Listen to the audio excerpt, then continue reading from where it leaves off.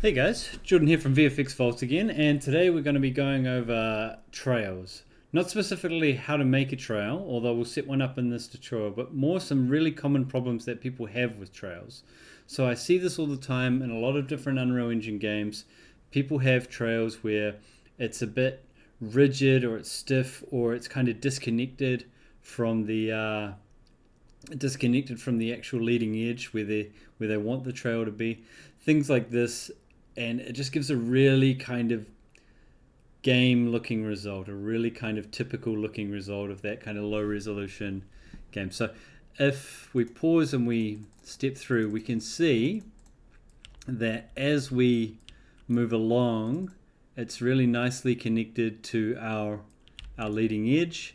And also what's really helpful is we can have it reasonably consistent across different speeds. So we can have one animation, one Niagara system, and we can just change a couple of parameters so that it updates properly at different speeds. Now, it's not going to work for every use case, and it's not going to work in every kind of game.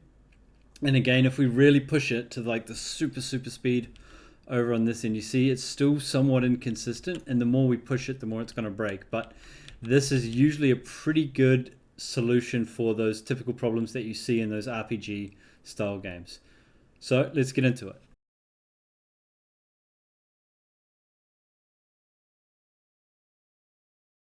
So just before we get into it, I'd really like to announce that we've just released VFX Vault.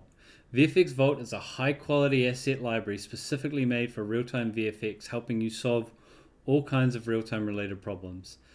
Now, these specific assets in this tutorial won't be in the Vault, but the other assets that I've done in my previous tutorials and that I'll be doing in my future tutorials should be on VFX Vault, and they'll be free to download unless I specify otherwise. So head along to vfx-vault.com to check it out. Okay, so coming back into it here, we're going to just come over to this kind of slow animation here, and this is an animation that I've grabbed off Fab. So sorry, I can't include it with the course files, but this is the same kind of principle that you would use for any animation. We're going to just open it up here in the editor, and you see we've got the animation here with just a simple little notify track. And before we get into the Niagara system, we'll just come over and you see on the actual character, we've added a weapon socket, a weapon effect socket, a base and a tip, and just the on the weapon bone. So the sockets are parented to the weapon bone, and then on the animation itself, we want to put a notify track, and we want to socket it to the bone socket tip, or the weapon socket. It's really important we have to put this effect on the weapon socket because we need to be able to read the weapon socket's velocity. But let's start building our base Niagara system. So I'll come over to where I've got my Niagara systems, and we'll go new Niagara system. We'll build it from scratch. Directional burst, and we'll just call this NS weapon trail, and we'll open that. So here we've got our Niagara system. We can get rid of the burst instantaneous. We're going to just stop playing the game here, and we'll just close some of these other tabs. Okay, so we're going to get rid of the burst instantaneous. We'll get rid of all the velocity and the forces. We don't need that for what we're building here, the drag, the solve forces and velocity. And in the system update, we're going to do sample skeletal mesh. So with the sample skeletal mesh, we want to set the source mode to attach to parent because we're attaching this to our animation, and the default is the skeletal mesh that we are using. So we want to set the default mesh and the preview mesh to the skeletal mesh that we are using. Come down here to where it says filtered sockets, and on filtered sockets we want to get the bone socket tip, and then we want to make sure lastly on the mesh sampling type we want to go to skeleton sockets direct and set it to 0. So we're sampling the position of this socket on the skeletal mesh. We copy and paste that, and then on the second one we want to come back to our filtered sockets and we want to change it to base, and then we go again direct and we leave it on 0. So now we're sampling the weapon base and the weapon tip. So save that, and remember to save often. We'll set the lifetime on both to 1, and we'll set the position offset here, and we'll just go lerp. We don't want the position offset, sorry, so just make sure we don't select the position offset. We come to position mode direct set, and we go lerp in the position, lerp, where it says a lerp position, this top one, and we go skeletal mesh sampled position, and then skeletal mesh sampled position 001, and then we go 0.5. So now we are spawning a particle. Every time we spawn a particle, it's picking the middle position between our sampled points. And let's just start spawning some particles. So we'll put in a spawn rate, and we'll just set it really, really high for now. Save that, and if we play in the level, so we haven't replaced the one in the animation yet, so let's just go in and replace it. So this is our current one, and we will replace it with our new weapon trail, and we save that. And now if we play in the level, okay, so we just have to change the size. So we'll stop that. So come back to our Niagara system, and we go to uniform 25, and we'll set the sprite renderer to instead of velocity aligned, we'll just leave it unaligned, so it's camera facing. And we come back into our level and we play. So this gives us an okay result. We're spawning way too many particles, right? 500 particles, way too many, but you can see it's still giving us this kind of sharpened hard edge here, where it's like spawning and then it's snapping and spawning, and like kind of like a big polygon shape. Again, you see there this big stiff polygon shape. So we stop that, and make sure we stop before we add any kind of new renderers or turn off renderers. I've found that's been a bit unstable lately. So we'll add a ribbon renderer, and we will set the ribbon width to say 15. Save that, and we'll turn off the sprite renderer so we can see the ribbon, and we will play. Okay, so again we've got the exact same problem. It's drawing our sprite, which is really hard. It's drawing our ribbon, sorry, which is really, really helpful, but it's really rigid. It gives us this really stiff look. So what we can do is we can turn down the rate, cool, to maybe 25. But now you can see it's a bit better, it's a bit smoother, but we can see it's kind of stepping. So if we play it slowly, if we play it frame by frame, you'll see it's only kind of spawning behind our spear, which also isn't ideal. So the other issue that comes along as well, what if we have a character that can speed up? Right? We have a character that might be able to attack faster as they get more powerful in the game. So if we set the play rate here like up to say 3, really, really fast, or 2, like twice as fast, now it's giving just really, we can't use this, really not good results. So how do we solve this? So instead of using spawn rate, I'm sure we've already tried with this, we can use spawn per unit.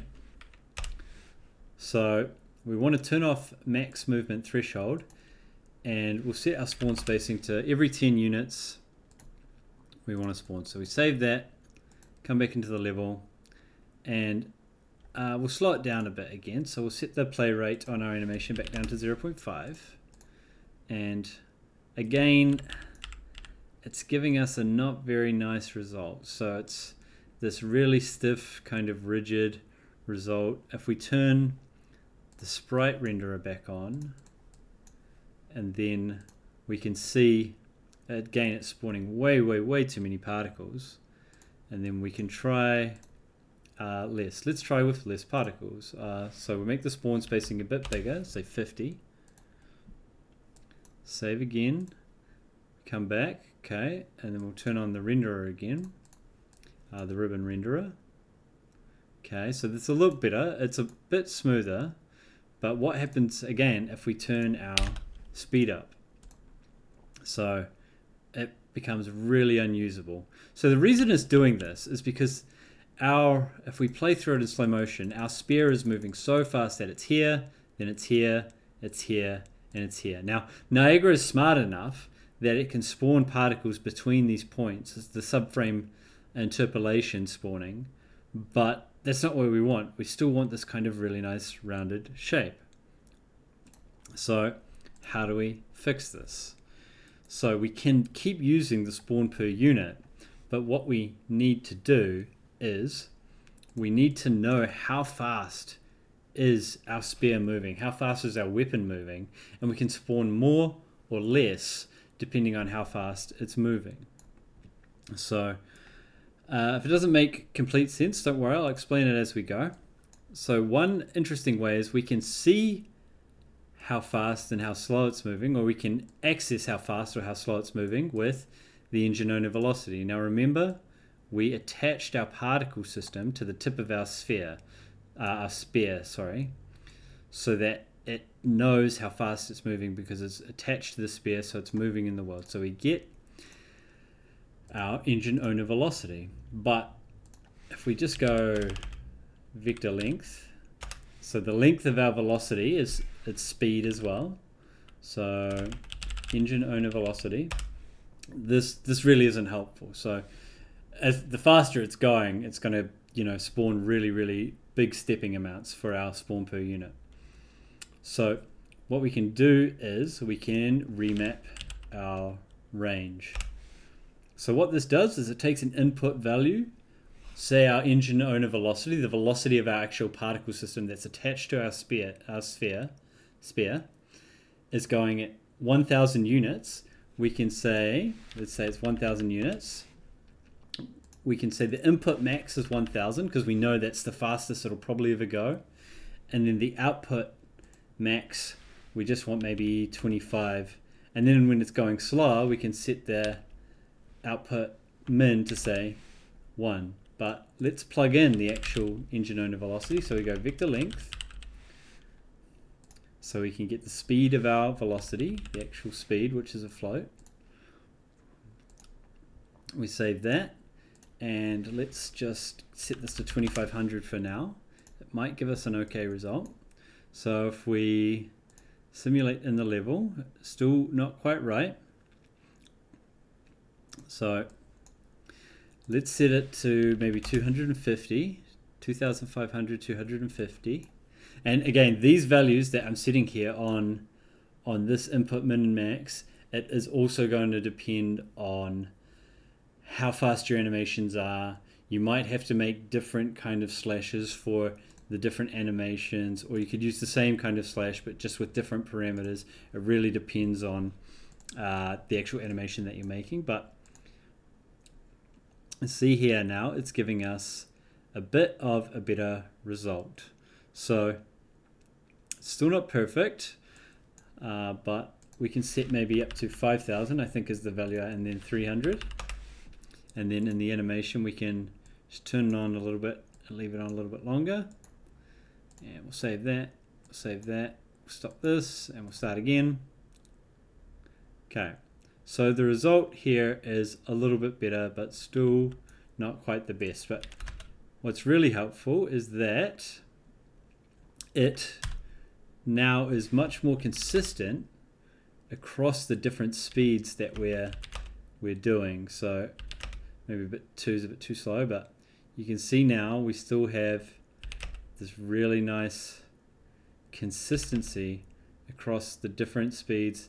If we have a speed of 1, we still get the same kind of look. Speed of 2, very similar look. Speed of 3, still not quite right, and we're going to do some more to fix that, but it's getting a bit better. So if we stop that, now one thing you might notice is that when we use the higher speeds, it's coming in way closer to our character. So we can do some stuff to fix that. We need to push it out along a certain vector. So if we stop here, we can get a new or existing parameter directly, and we will call this say vector, and we'll call this outward vector, and we will go subtract position, and we'll go normalize first, sorry, normalize vector, and then we go subtract position, and we go subtract our sample skeletal mesh A from, sorry, I think it's B from A, so we go put the top in this one, 001 in the top one, and sample skeletal mesh in the bottom one. And now we have a line from our base of our spear to the tip of our spear. We save that, and we make a new float, and we will call this offset.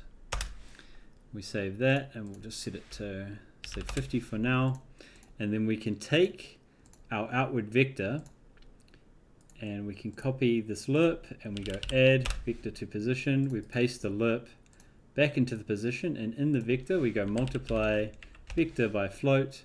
We paste we put in the outward vector, and then in the bottom we go offset. So what we're doing here is, so it's pushing it inwards, unfortunately. So I've got these backwards. So let's just stop and go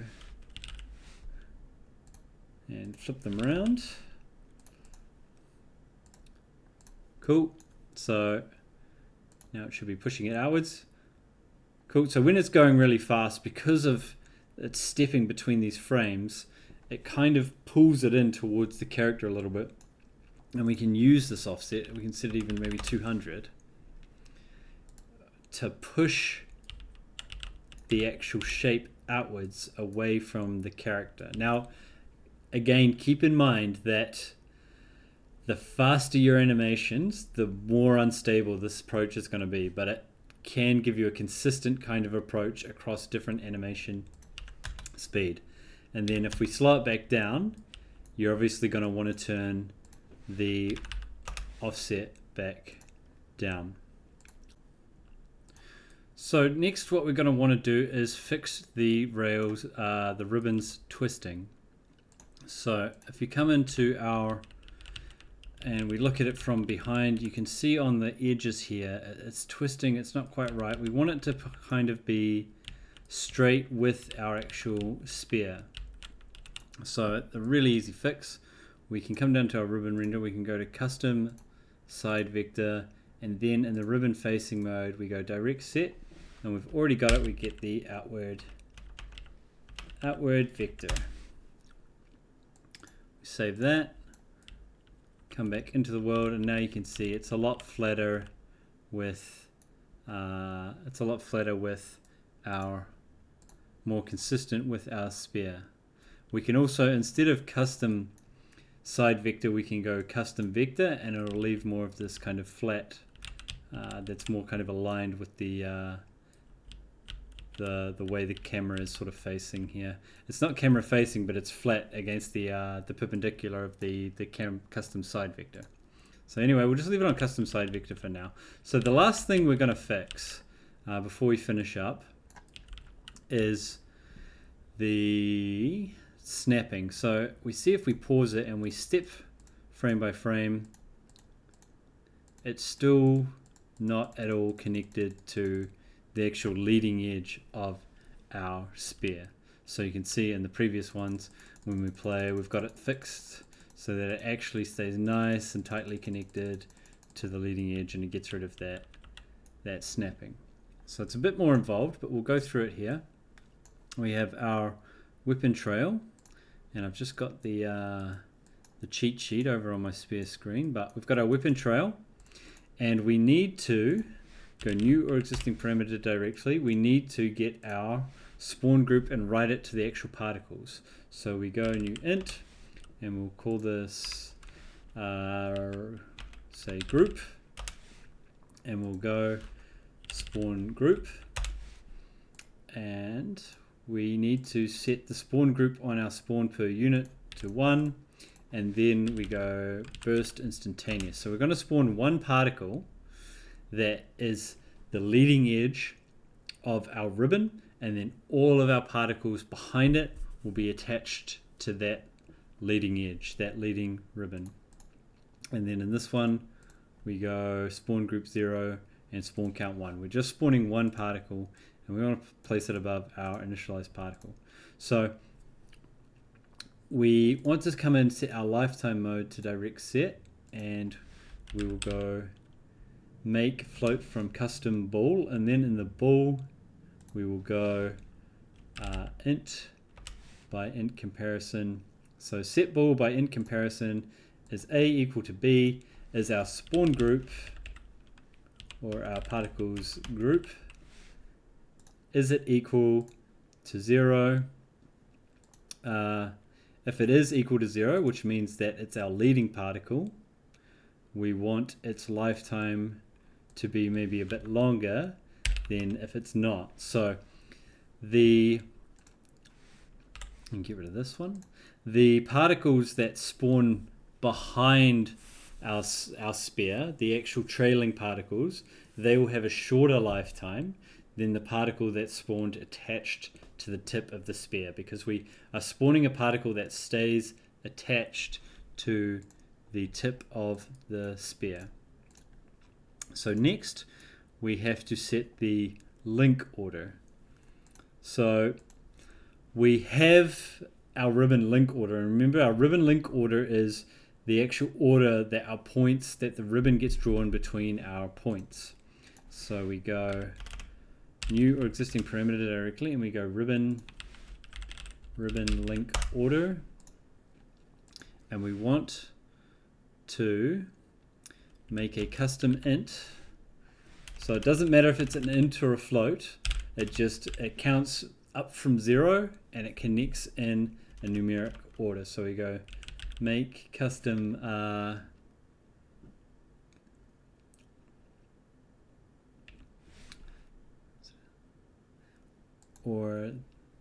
make custom float. So custom float from bool, and then in the bool we want to go set bool by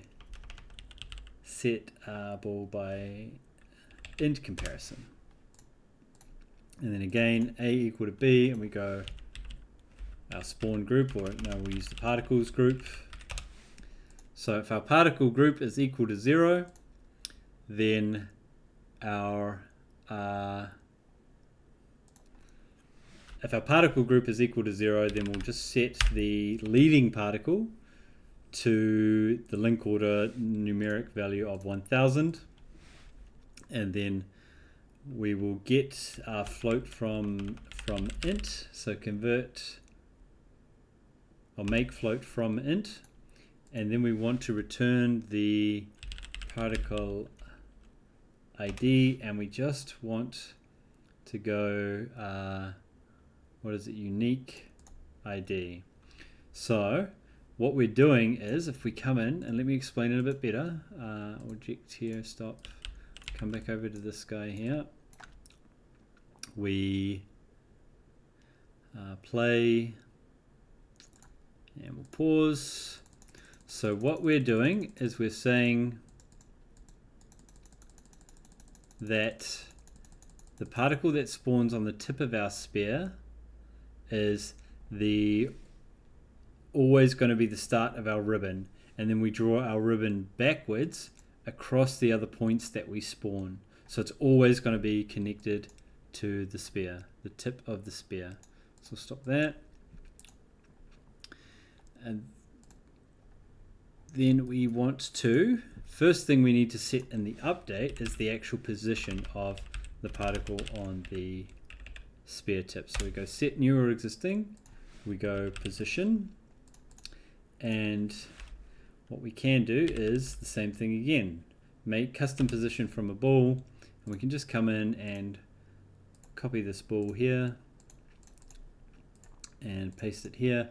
So remember, if we're in group 0, if we're the leading particle, if we're the single particle that we spawn on our sphere, we want our position to be engine owner position, right? Because we've attached our actual particle system to the tip of our sphere, right? And then the false position, for every other particle, we're just going to get the position. So we're just passing through the normal position.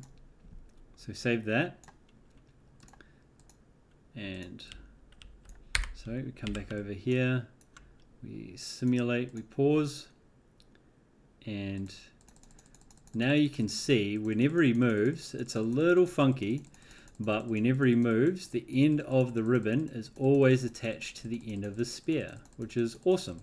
But the next thing you might notice is that it's creating problems. So it's kind of aligning really weirdly with the tip of the sphere. The actual ribbon is not working quite right. So it's kind of, yeah, rotated the ribbon itself really strange. So we need to also set the ribbon facing differently for the leading point. So this is the last thing here now. Should be, if we go new or existing parameter directly, and we go ribbon facing, and we do the same thing again. We get the set bool by comparison, and we go bool, make custom vector from bool. We paste it in here. So for our leading edge, for 0,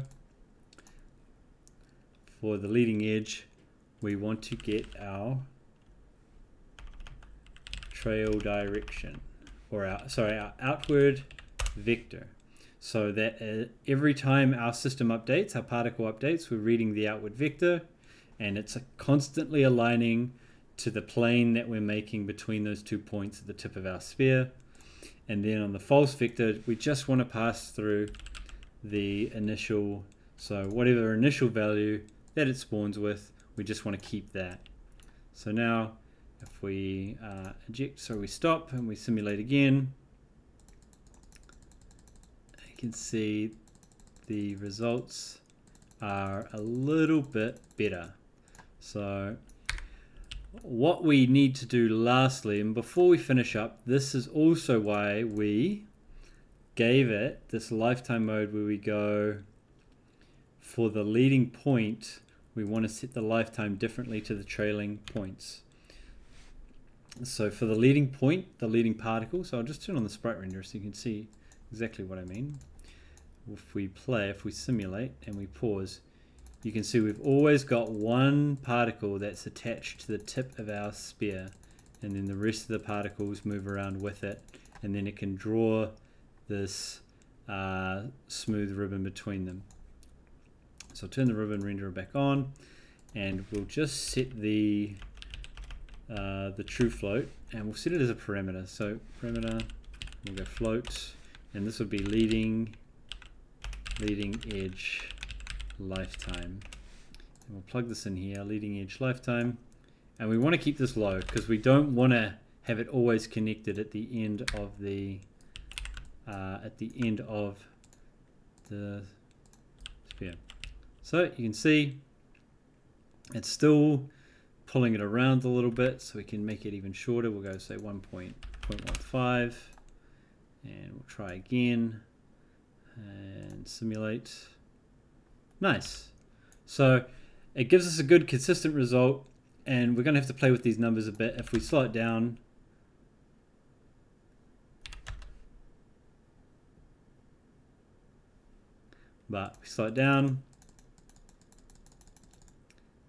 yeah. So if you wanted it on a slower system, what you would do is you would come to the spawn per unit, and you would set the input max. So you go sort of max velocity to here, and let's set it to, because we've slowed it down a bunch, we can set it to probably 1000. Save that and we simulate, or eject, sorry, we stop, simulate. Yeah, so, and we slow it down a bit. So it's a bit stepping, but we can just play around with these numbers. So